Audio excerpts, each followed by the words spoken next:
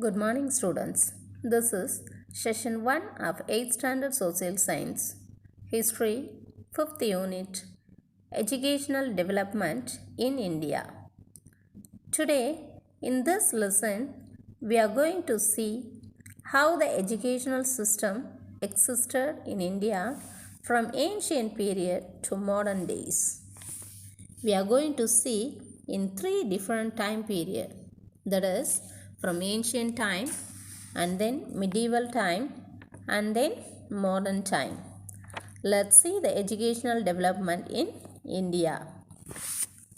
Education is a continuous process of acquiring and sharing of knowledge, skills and values. Education is the process of gaining knowledge. Not only gaining, we can also share our knowledge if we are educated.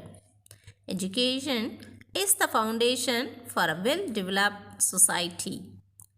It plays a vital role in shaping the responsible people. The world we live in is constantly changing and developing.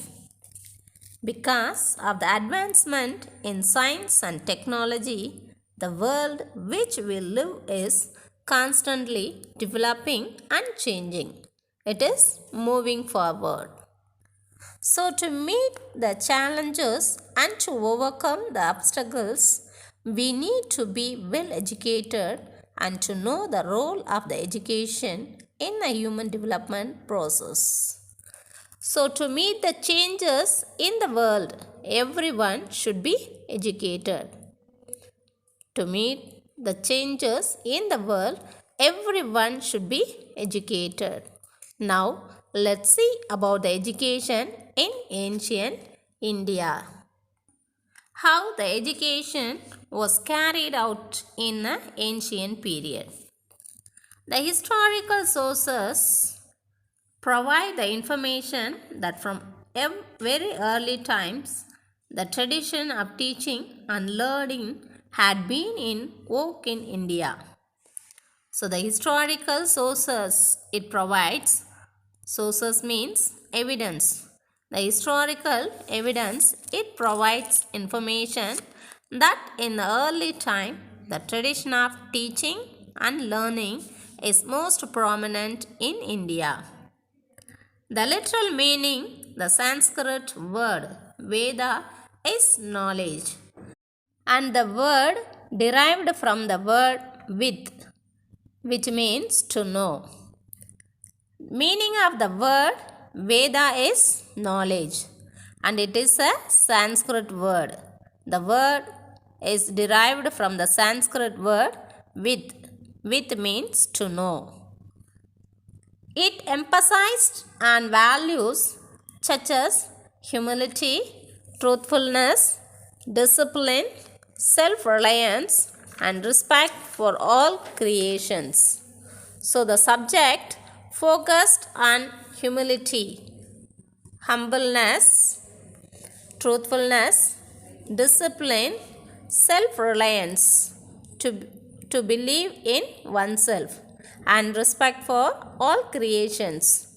Respect for all creations in the sense, even the animals and the plants, so respect for all creations. Ancient education system focused on the basic disciplinary values. Now, let's see about the sources of learning. Children, nowadays we are learning subjects like maths, history, geography. Similarly, in ancient period, these were the subjects that is as history, logic, interpretation, architecture, polity, agriculture, trade, commerce, animal husbandry and archery were taught. Now, ancient education system in India, a way of life. In ancient India, both formal and informal education existed. Formal means the student will go to the guru's place. Informal means the guru will come to the student's house. Indigenous education was imparted at home in temples, padasalas, and gurukulas. Education was imparted at homes or in some temples or in padasalas or gurukulas. Students went to viharas and universities for higher studies. Once they completed their lower studies, they went to viharas and universities to take up their higher education. And also, teaching was oral and students remembered and meditated upon what was taught in the gurukulas. Every teaching was oral. It was not a written type. Students has to remember each and every points and they have to meditate upon it. Many monasteries and viharas were set up for monks and nuns. Monasteries means a building in which monks live and worship. Buddha Madalayangal. So many monasteries and viharas were set up for monks and nuns to meditate, debate, and discuss with the learned for their quest for knowledge during this period. Around these viharas, other educational centers of higher learning developed, which attracted students from China, Korea, Tibet, Burma, Ceylon, Java, Nepal, and other distant countries. The notable universities that emerged during that period were situated at Taxila, Nalanda, Vallabhi, Vikramasila, Odandaburi, and Jagatala. Taxila was an ancient Indian city which is now in northwestern Pakistan. It is an important archaeological site and the UNESCO declared it as a World Heritage Site in 1980. 1980, the UNESCO declared as Taxila as a World Heritage Site. And then another one important university is the ancient Nalanda University was a center of learning from the 5th century AD CE. CE means Common Era. 5th century AD to 12th century AD. It is this university, Nalanda University, is located in present-day Rajgir in Bihar. And then role of the teacher. Teachers had complete autonomy in all aspects from selection of students to designing their syllabi.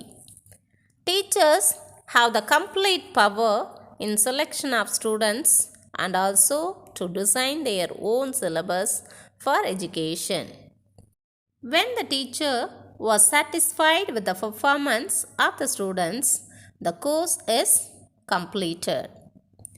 He would admit as many students as he liked and taught what his students were keen to learn. The teacher has the power to admit as many as students and to teach them what they like. Debate and discussions were the primary methods of teaching. That is, a group discussion was the primary method. Teachers were assisted by their advanced level students. Advanced level means higher level students. Okay students, I hope you are clear with the ancient education system. Ancient education system also called Gurukula system. Teachers are regarded as guru, students are regarded as Sisyas. Okay students, shall we recall now? Yes, education is recognized as the foundation of a progressive society. Education plays a vital role in shaping the responsible people. And education is the process of gaining knowledge.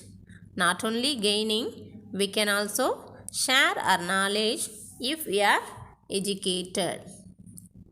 And to meet the changes in the world, everyone should be educated. Meaning of the word Veda is knowledge, and it is a Sanskrit word. The word is derived from the Sanskrit word Vid. Vid means to know. Ancient education system focused on the basic disciplinary values.